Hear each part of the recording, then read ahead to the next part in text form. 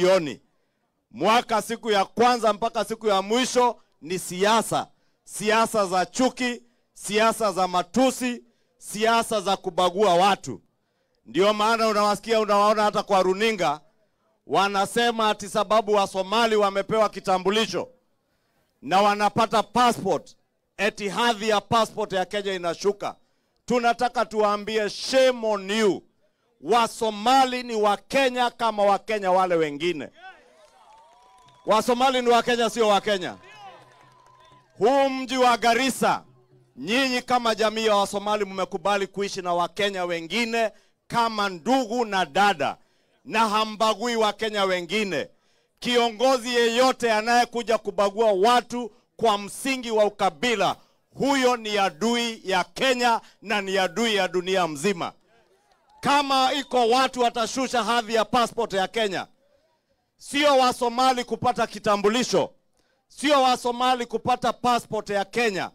Wale wanashusha heshima ya nchi ya Kenya ni wewe ukiwa kiongozi mwenye akili ndogo, kwenda huko nje, kwenda kwa runinga kuongea mambo chafu ya kubagua Wakenya wengine na kuharibu jina la nchi ya Kenya. Wewe ndiye mwenye akili ndogo, wewe ndiye unashusha hadhi ya passport na heshima ya Kenya kwa dunia mzima. Si mnaona wakienda dunia wanaenda kuongea mambo chafu? Wakiwa hapa wakienda kwa runinga,